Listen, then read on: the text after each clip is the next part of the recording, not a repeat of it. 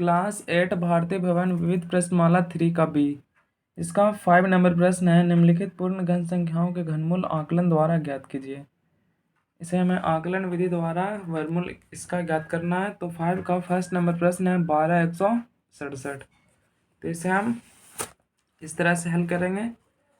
जैसे पहले 1 से लेकर हम 10 तक का घन यहाँ पे साइड में लिख दिए हैं ताकि हल करने में आसानी हो। तो यहाँ पे पहला प्रश्न में 12,167 का हमें आकलन विधि द्वारा इसका घनमूल ज्ञात करना है। तो इसमें सबसे पहले हम इसका जोड़ा लगाएंगे। जैसा कि हमने वर्गमूल में हम लगाते थे, इसमें 2 अंक का जोड़ा लगता था वर्गमूल में, लेकिन इसमें हम 3 अंक का लगाएंगे जोड़ा। तो ये 167 है, हम दाईं ओर से जोड़ा लगाते हैं तो 7, 6 और 1 का हो जाएगा। 3 अंक का होता है घनमूल में और वर्गमूल में 2 अंक का होता है। तो यहाँ पे से 3 अंक का लगा लेंगे जोड़ा और यहाँ पे केवल 2 ही अंक बचा, तो यहाँ पे 2 अंक का हो जाएगा। अगर यहाँ पे कोई एक और अंक रहता, कोई भी अंक यहाँ पे 0 से लेकर यहाँ पे रहता कोई भी 9 तक के अंक, तो यहाँ पे 3 अंक का जोड़ा हो जाता। तो यहाँ पे 2 ही अंक है, तो ये 2 अंक का हो जाएगा और ये 3 अंक का। इसके बाद हम सबसे पहले इसे लेंगे। तो यहाँ पे दी हुई संख्याओं के दाईं ओर से प्रारंभ करते हुए 3-3 अंकों का समूह बना दिया जाता है, अर्थात इसका हम जोड़ा लगा लेंगे, 3-3 अंकों का समूह बना लेंगे। तो ये आ जाएगा 167 और 12, यहाँ पे 12,167 का हम पहले जोड़ा लगा लेंगे। इसके बाद हमें क्या करना है, तो अब जो सबसे पहले हम जोड़ा लगाए थे 167 का, तो इसका हम इकाई अंक लेंगे। जैसा कि इसका इकाई अंक होता है, ये 7 है, ये दहाई अंक है 6 और ये सैकड़ा अंक है 3, सॉरी यहाँ पे 1 है। तो ये इकाई का अंक 7 लेंगे और 7 का हम करेंगे इसका घन निकालेंगे। तो अगर हम 7 का घन करते हैं, जैसे 7 गुना 7 गुना 7 करेंगे, तो ये हमारा आ जाएगा, 7 का घन होता है 343, यहाँ पे लिखा गया है। तो 343 का लास्ट में 3 आता है, तो यहाँ पे इसका हम इकाई अंक लेंगे 3। जैसा कि 7 का इकाई अंक 7 होता है और 7 का जब हम घनमूल ज्ञात करेंगे तो ये घनमूल इसका 343 आएगा और 343 का इकाई अंक होता है 3, तो इसका हम इकाई अंक लिख लेंगे 3। इसके बाद हम दूसरे वाले इसमें दूसरा समूह में चलेंगे। ये पहला समूह था, अब दूसरा समूह में केवल 12 ही है, तो 12 है तो 12 को हम इस तरह से कर लेंगे। हमें इसमें देखना है दूसरे वाले समूह में, जो दूसरा समूह में जो अंक दिया हुआ रहेगा, इसमें हमें केवल यही देखना है। जैसे इसमें 12 है, तो 12 के पहले कौन सा संख्या का घनमूल इससे कम होता है। इससे हमें ज़्यादा नहीं होना चाहिए, इससे इसके बराबर या इससे हमें कम लाना चाहिए। तो ये 2 का क्यूब अगर करेंगे हम, तो 2 का क्यूब 8 होता है। अगर यहाँ पे 1 का क्यूब करेंगे तो केवल 1 ही रह जाएगा, लेकिन यहाँ पे 2 का क्यूब भी हमें ऑप्शन में है। अगर हम 3 का क्यूब करते हैं तो 3 का क्यूब यहाँ पे 27 हो जाता है और 2 का क्यूब करेंगे तो 2 का क्यूब 8 हो जाता है। तो ये 12 है जो 8 और 27 के बीच में आता है, यानी कि 2 का क्यूब करने पे सही रहेगा। तो यहाँ पे इसका दहाई अंक केवल 2 हो जाएगा। तो इकाई अंक हमें मिला था ये 3 मिला था और दहाई अंक 2, यानी कि इसका जब हम अगर घनमूल ज्ञात करेंगे 12,167 का, तो इसका इकाई अंक आ जाएगा 3 और दहाई अंक आ जाएगा 2, तो इसका घनमूल 23 हो जाएगा। ये इसका आंसर हो जाएगा।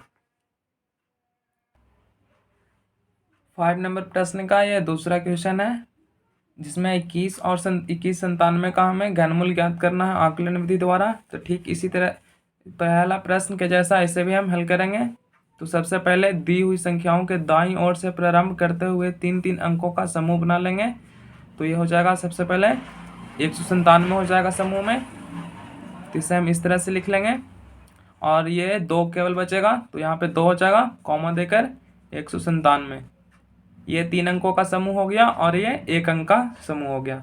तो यहाँ पे अब हम लिखेंगे, यहाँ पे ये पहला हो गया, पहला समूह ये है 197। तो सबसे पहले हम पहला समूह को लेंगे, तो यहाँ पे लिख लेते हैं पहला समूह 197 का इकाई अंक इसका इकाई अंक 197 का इकाई अंक यहाँ पे 7 है, तो 7 का घनमूल 7 का होता है यहाँ पे 3 4 3 343 होता है। तो 343 का इकाई अंक इसका भी लेंगे। जैसे इसका इकाई अंक 7 हुआ तो 7 का हम घन निकालेंगे, तो 7 का घन निकाल लेंगे तो इसका हो जाएगा 343, इसका घनमूल हो जाएगा। तो 343 का ये इसका इकाई अंक होता है 3, तो इसका इकाई अंक 3 ले लेंगे। का इकाई अंक, इसका इकाई अंक 3 हो जाएगा। अब क्या करेंगे, अब दूसरा जाएंगे दूसरा समूह में। अब दूसरा दूसरा समूह में केवल 2 है तो 2 लिखेंगे।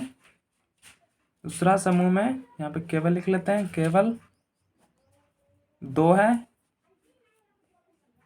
चूंकि यहाँ पे 2 है, 2 तो यहाँ पे 1 का स्क्वायर, यहाँ पे हो जाएगा 2 और यहाँ पे 2 का स्क्वायर, यानी कि 2 है जो कि 1 का स्क्वायर से अधिक है और यहाँ पे 2 का स्क्वायर से कम है 2, यहाँ पे यानी कि 1 होगा। तो अतः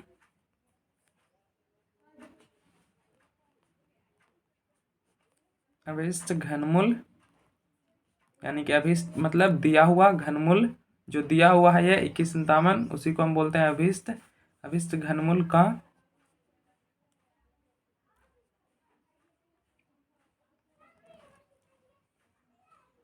दहाई अंक यहाँ पे 1 होगा। इसीलिए 1 क्यों होगा, 1 इसलिए होगा क्योंकि 1 है जो 2 से छोटा है। अगर हम 1 का घनमूल करेंगे तो 2 से कम आएगा, 1 गुना 1 गुना 1 करेंगे तो केवल 1 ही आएगा। और अगर 2 का हम घनमूल लेंगे तो 2 का घनमूल 8 होता है, तो 2 का घनमूल 8 है जो कि 2 से बड़ा हो जाएगा। लेकिन हमें हमेशा छोटा ही संख्या लेना रहता है, तो इसमें 1 ही होगा। इसलिए आकलन द्वारा 2157 में इसका घनमूल हो जाएगा कितना, आकलन द्वारा इतना का घनमूल हो जाएगा। ये हो गया इकाई का अंक हो गया 3 और यहाँ पे हो गया 1, यानी कि इसका 13 हो जाएगा इसका आंसर। तीसरा नंबर प्रश्न है 24,389। इसे भी ठीक उसी तरह से हल करेंगे। तो सबसे पहले दी हुई संख्याओं के दाईं ओर से यानी इधर से हम इसका समूह बना लेंगे। तो इसका समूह हो जाएगा, समूह बनाने पे ये हो जाएगा 24,389, ये हो जाएगा पहला समूह और ये हो जाएगा दूसरा समूह। तो अब यहाँ पे पहला समूह पहले लेते हैं, तो ये हो जाएगा पहला समूह कितना है, पहला 389 है, तो 389 का इकाई अंक ले लेंगे। इसका इकाई का अंक कितना है, तो 9 है। इकाई का अंक 9 का घनमूल, यहाँ पे 9 का घनमूल कितना होता है, तो 9 का घनमूल 729 होता है, 729। तो 729 का इकाई अंक 9 होता है, 729 का, अब इसका इकाई अंक लेंगे, इकाई का अंक बराबर 9। अब हम चलेंगे दूसरा में। अब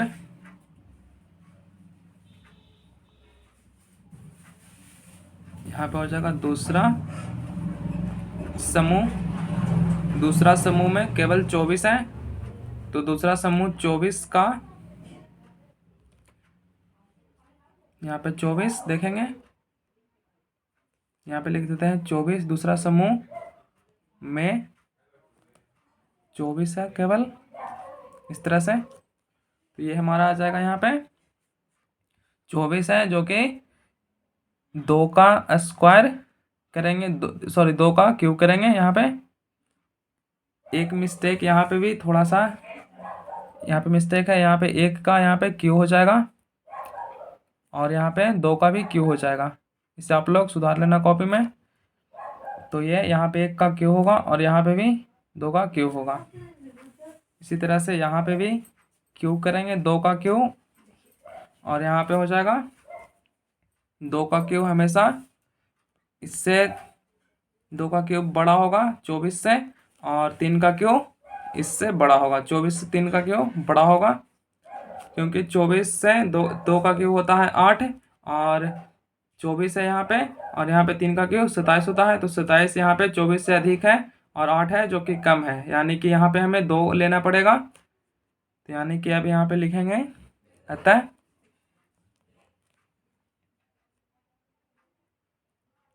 अभिष्ट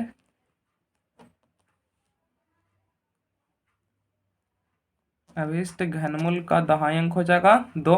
घनमूल का दहाई अंक बराबर 2। यहाँ पे हम लिख लेते हैं, इसीलिए आकलन द्वारा इसका 24,389 का घनमूल हो जाएगा। इसमें पहली संख्या आया था 9 आया था, तो यहाँ पे 9 लिख देते हैं, और ये दहाई का अंक आया था 2 आया था, यानी कि इसका 29 आंसर हो जाएगा। इसका जब हम घनमूल निकालेंगे तो 29 इसका आंसर हो जाएगा। छठा नंबर प्रश्न है, निम्नलिखित संख्याओं को विषम संख्याओं के योग के रूप में व्यक्त कीजिए। यहाँ पे कुछ विषम संख्या दिया गया है, इसका 5 का क्यों है, तो इसे हमें विषम संख्याओं के योग के रूप में व्यक्त करना है। तो इसे हम इस फार्मूला पे सबसे पहले हल करेंगे, और इसके बाद इसे विषम संख्या के रूप में लिख लेंगे। ये दिया गया है n² - n+1। तो इस प्रश्न में साफ तौर से बोला गया है कि इसमें विषम संख्याओं के रूप में हमें व्यक्त करना है।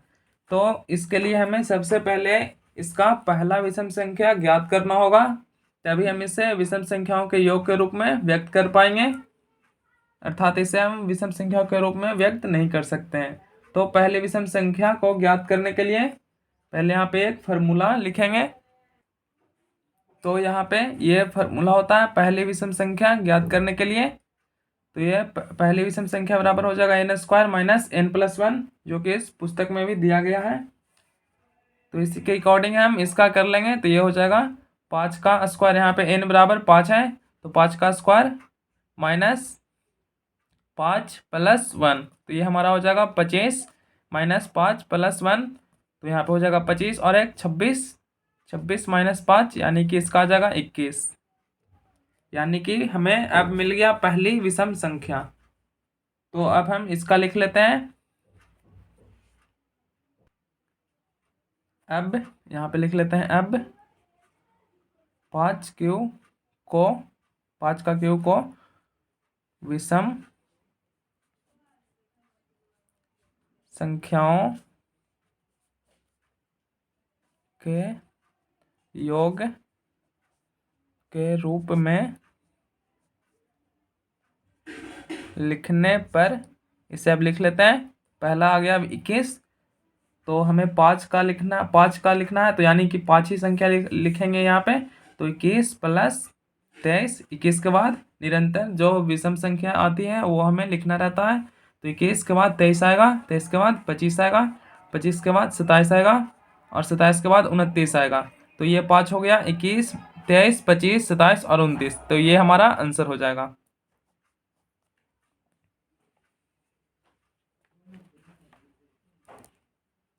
इसके बाद फिर दूसरा प्रश्न है। तो दूसरा में है, इसमें हमें 4 का ज्ञात करना है।